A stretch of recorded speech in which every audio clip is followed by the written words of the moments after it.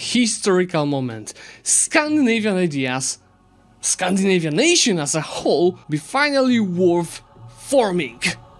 At last! To stay up to date with the EU4 Dev Diaries as well as all the other content, remember to subscribe to the channel right now. So what's important? Of course, as they mentioned, Scandinavia was never a real nation. So its mission tree is gonna be more of what if mission tree, and it's gonna be different for each of the nations depending like who forms it. Denmark, Norway or Sweden or someone else.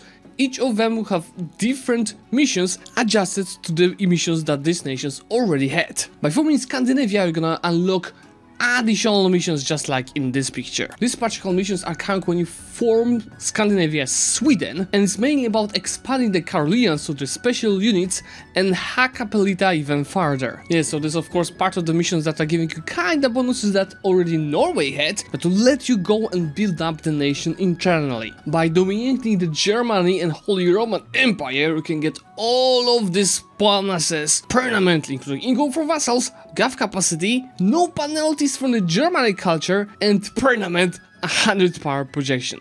Worth it? Worth it. Of course, it's gonna do that more by like mid-late game, so this sounds like a great bonus for not so easy goal. There's a mission about constructing the flagship or getting the flagship again, because this time it will not sink after barely leaving the home port. I think the most important part over here will be to refine the Karelians and incorporate the cavalry. You can fulfill these missions by reaching 120% discipline or getting 40 military points per month and having 25 Swedish or Finnish provinces with the barracks and at least 75% army professionals. Not as easy to get, but the rewards are majestic. That's maintenance, okay?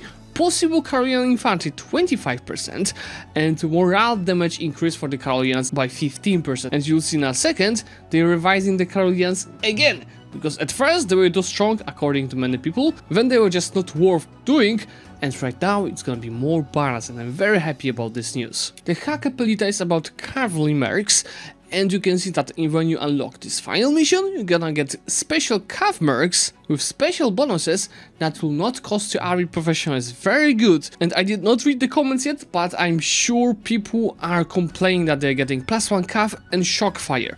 Yes, this is a huge amount of bonus, and it's making them overpowered, but not for this amount of the troops.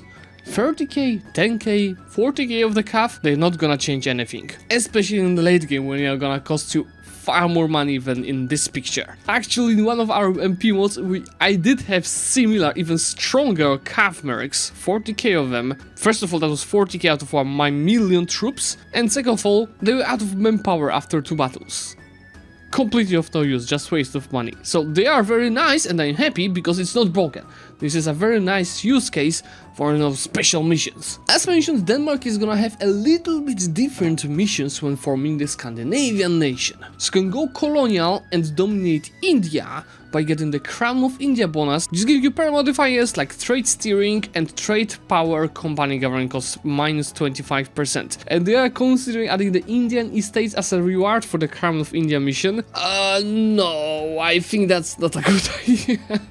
That's like all of estates or just one estate. That's an important thing, because maybe if when you get the Crown of India and you get choice of just one estate that you want to take from the Indians, then it might be cool, right? You just get one estate, but not all of them, for sure. You're getting Norway and Swedish missions, which are about developing our country, cheaper development, blah blah blah. And finally, the mission Military Question is a finisher of the mercenaries of Denmark. So while Sweden was focused on the special units, Denmark is focused on the mercenaries. And even if you want Scandinavia, you can just get further additional bonuses, which is mercenary discipline 10%, very nice bonus, or get the refocus on the standing armies, which is national manpower modifier, maintenance, discipline, army game modifier, regiment drill lost. With these 2 bonuses, you can actually make the drilling worth it, and you can very easily get it to 100 and then keep it on 100 for a long time.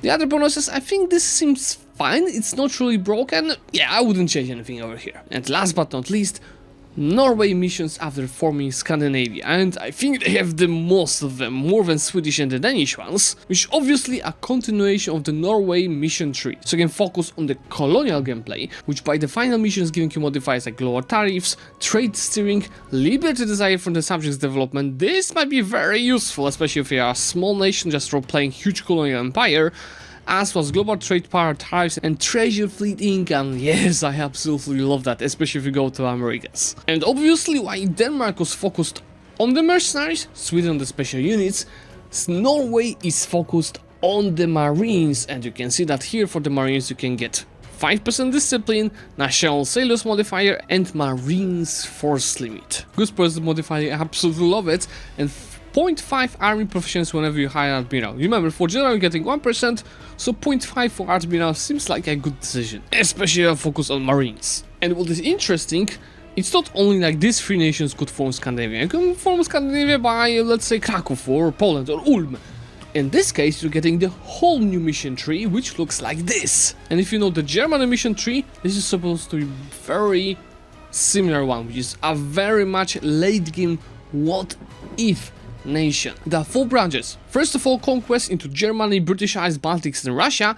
The colonial expansion, which is about getting the trade company investment cost reduction and build cost reduction. Absolutism revolution, which is the max absolutist, diplomat and global unrest. Very nice, I love the global unrest. And the final branch, which is about internal development, so very similar to what we've seen for the other countries. And at last, Scandinavian ideas. Let's take a look. It's supposed to be a mix of all 3 nations' ideas, a little bit on the colonial, a little bit on the ships, and a little bit on the army. So there's manpower recovery speed 33%, very strong. There's discipline and ship durability, I love it. Stab codes modifier 20%, possible policies, naval morale, marines force limit, sailors recovery speed, CAF fire, CAF combatability, infantry power 15%, and then yearly legitimacy. I love it besides this, because I've played enough games where there is CAF fire plus 1 bonus. CM we had on our mod on Yuan, and it's absolutely broken. Do not keep it that way, please. If anyone from the Tinto team, which I love, is watching that, please don't go the CAF fire way. Of course, yeah, Scandinavia is an tag that cannot be formed very early, so that this +1 CAF fire won't be as strong as it is in early game, but I would say do it at least 0.5. 0.5 is already an absolutely good bonus. 1 is broken. And yes, mentioned nerfs for the Karelians. So right now, they're gonna give you regiment drill loss and morale damage. While the allotment system is not gonna give you any minuses like it was for a while in the previous dev diary, and instead you're gonna get manpower in the primary culture, same culture group, and accepted culture groups. Of course, these are unique. You can get only one of these 3 depending on what culture you're talking about and possible Karelians. I think that's a very good approach. And the 2 privileges that were previously, they are about morale damage received and shock damage.